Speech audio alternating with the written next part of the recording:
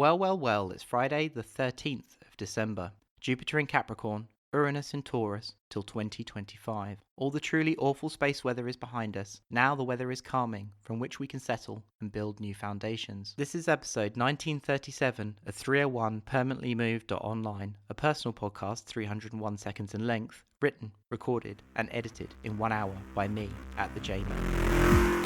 I was sitting at a desk at the Novara Media office last night the moment they announced the poll numbers. It was like a psychic grenade had detonated in the centre of the room. A zero-G explosion from a sci-fi movie, followed by a moment of pin-drop silence. Only the sound of the equipment fans and the pouring rain from the open window. I have no idea how long that silence lasted. 1 second, 1 hour, a lifetime. It reached its limit and was followed by the implosion. Not as some being disingenuous might take the meaning, but a real psychic implosion. A roaring of psychic force that concentrated matter and energy. It filled the hearts and minds of every single person in the room and the building, and it continued to build throughout the night. A redoubled effort, a drive, a new purpose, forged in that moment of silence. We are just at that point in the timeline.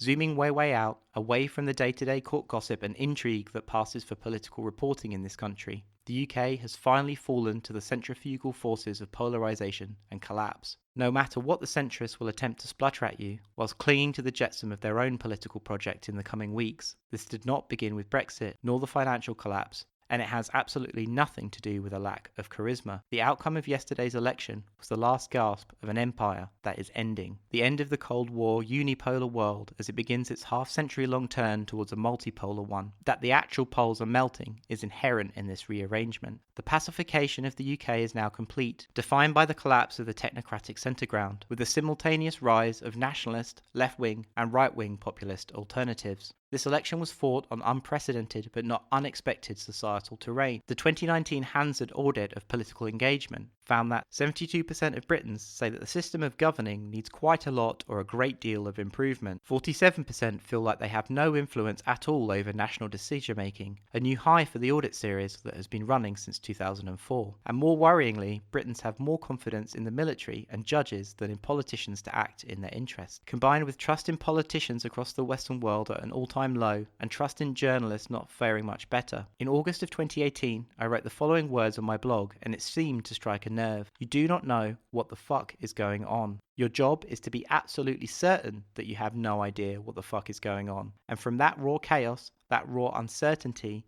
as a default state of being, learn how to feel, how to move forward and act in the world. The question that we all face as a society this morning is, what kind of world are we going to act in? We are partly still in the same world as yesterday. Britain is going to leave the EU. We now know when. January the 31st, 2020. Just 49 days to reorient.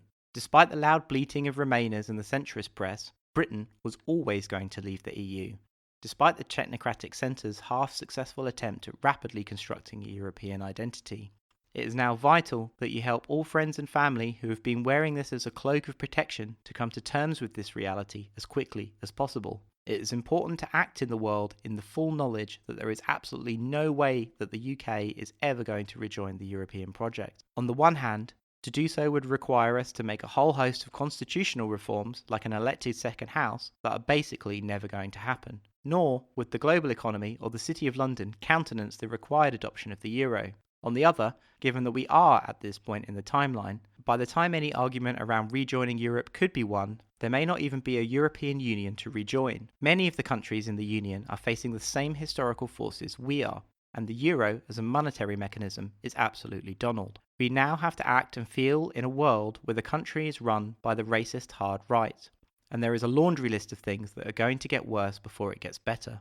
Most immediately today, I mourn for the fate of the NHS, and friends including myself who are disabled or suffer chronic or life-threatening illnesses, and I stand in solidarity with my friends and comrades of colour and other minorities who are now afraid for their lives. However, yesterday, the Labour Party won 203 seats on the back of one of the most radical manifestos it has ever presented to the country. We have to own this win as much as we do the defeat. Seats lost were due to the ongoing unspooling of historical forces around meaning, globalisation and identity. The Tories won them over with a simple narrative and a simple message. We have simple messages too. As the UK's ultra-left propaganda machine, Deterritorial Support Group, precisely diagnosed back in 2012, it's just us Capital, and the Fash.